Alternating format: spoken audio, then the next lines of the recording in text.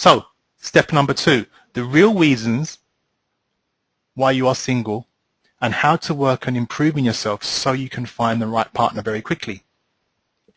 Why do you think you're single? Think about that. Why do you think you are single? Is it everyone and everything else and not yourself? Describe the type of relationship you really want in your life. What type of relationship do you want? And why do you want a relationship? Let's have a look at the reasons. You may want to get married. You know, marriage is important to a lot of people. You may want to start a family. Great. If you want to start a family, you want to have some children. You may want a companion. You know, you want someone that you can connect with and that's there for you on a regular basis. The deadly one, you feel lonely. Very, very lonely. And you might have been through a divorce. Like myself, I've been through a divorce, and that's what inspired me to become a relationship life coach. And that's why when, I'll get clients that I speak to and communicate with that are divorced and at a painful place in their life, and I know exactly how to guide them into a place of peace, forgiveness, and empowers them to focus on what the positive outcome is going to be. And then there's some of us that are afraid, anxious, and very nervous as well, and needy. And all these feelings are normal. And I think if you look at those now, I think you have experienced at least a couple of those, which is normal, which is fine. But what are you going to do about that? Think of something you have given 100% to. 100%. How much have you given your career to date? And I bet you've given yourself 100%. What about working? What about studying? What about losing weight? What about keeping fit? What about preparing for a party? I bet you gave those 100% as well, didn't you? You gave that 10 out of 10, definitely. And which is fantastic for you. Brilliant. It's great that you did that. Let's look at it from another angle. On a scale of 0 to 10, how much effort have you really been giving to finding the right partner? So let's ask the guests on the webinar. Just type in a number, please, on a scale of 0 to 10, how much effort you've been really giving yourself. Someone's put 0, 2, 4, 3, 10, LOL. Okay, you must be joking, because just if you met the right part, if you was giving yourself 10 out of 10, you wouldn't be on this webinar. Great. 3, 2, -5. Someone said I ain't been doing jack. I haven't been doing nothing at all. 0, 1, 3. Interestingly, there's nobody above, say, 4 there. Okay. Yep, there's about another 10 there that's saying 2. Brilliant. Okay, thank you for that. Excellent. So it's fair to say that you're not really giving yourself much of an effort at all. You're not giving yourself much of an effort. You're giving yourself most probably a couple, 2 out of 3 for that. So why is this not a 10 out of 10? Why is this not a 10 out of 10? And only you know the answer to that. I don't know the answer to that. Only you know the answer to that. So write that down, or take that thought there for a minute. Let's say on average now, which is on average for most people, it's about a 3 out of 10. Now let's say it is a 3 out of 10, which is fine because there's room for improvement there. What would a 10 out of 10 look like for you? Think about that.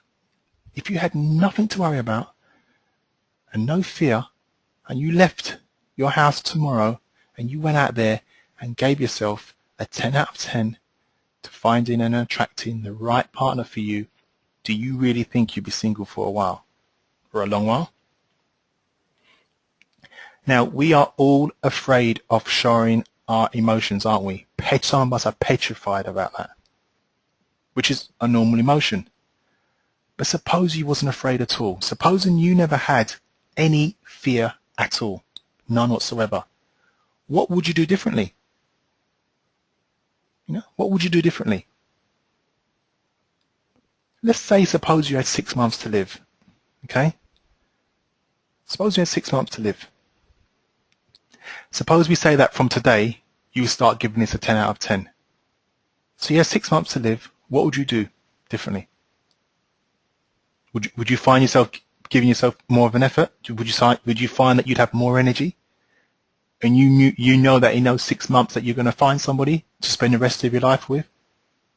So let's suppose we say that from today, you will start giving this a 10 out of 10. What would be different for you? Now, this would be very hard for you, wouldn't it? You can't, I know it'd be crazy to go from a 3 out of 10 to a 10 out of 10. It'd be very hard. But okay, what would happen? What would need to happen for this to be a 4 out of 10 for you? One small thing. What one tiny little thing that you could do. And that might mean even just smiling when you see somebody you like, with minimum effort. You are meeting people every day of the week. And remember, you only want one partner. I'm assuming you only want one person, okay? But one partner. And you see them every day in your, even if you're working and you're out using public transport, you're driving, the minute you step out of your home, and that's not even outside of your home, there's online as well.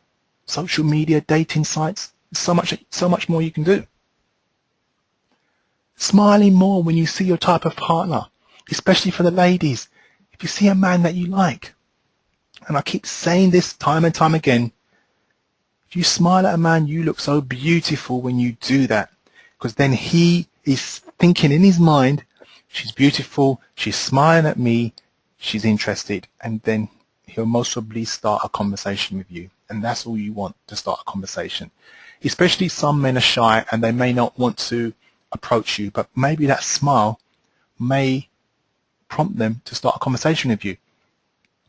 Greeting positively, saying good morning, good afternoon, have a great day, things like that. Why can't you be positive? Because when you say positive things, you feel positive.